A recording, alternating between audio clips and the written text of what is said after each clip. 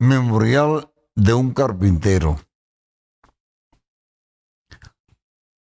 Recuerdo con entusiasmo y sombras de temor a Eleuterio Castellanos, carpintero de Pampanito, conversador y lector infatigable. Vecino y amigo de mi casa paterna, dormía en una urna de cedro hecha a la medida de su vida y de sus creencias ocultistas, de las que poco hablaba con sencillez y celo.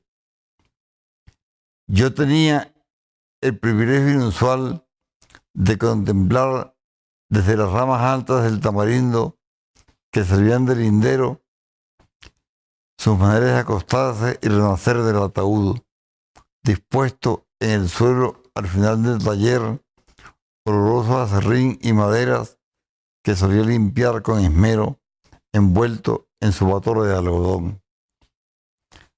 Recuerdo tus conversaciones con mi padre, animadas de fantasía y de buen humor. El hilo perfecto de tu dicción y de tus gestos, contando a tu manera pasajes de la guerra de Troya, de la Biblia, de la Divina Comedia, del Fausto. Recitabas con memoria de encantado trovador las coplas de Manrique, sonetos de Quevedo, poemas de Poe y de Rubén Darío. Confieso mi preferencia por tu versión libre del Hamlet. Sufrí la insoportable traición de Claudio Rey y de Gertrudis.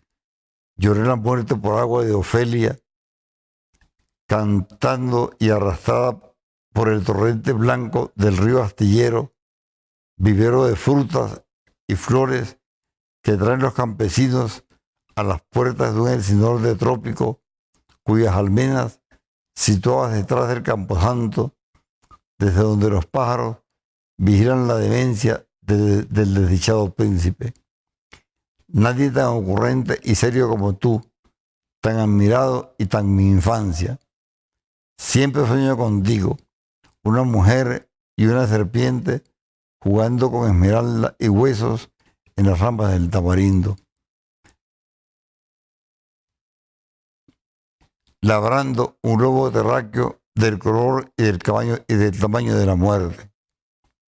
Mis respetos, mi afecto, mi orgullo de ser tu niño escucha. Te quiero, Eleuterio. Agita mi memoria de mitos, júbilo y temor. Oí tus cuentos viajando con un mago por las tinieblas. Tu cara es un sapo de amor, una piel de ojos de madera que brinca en mi cabeza.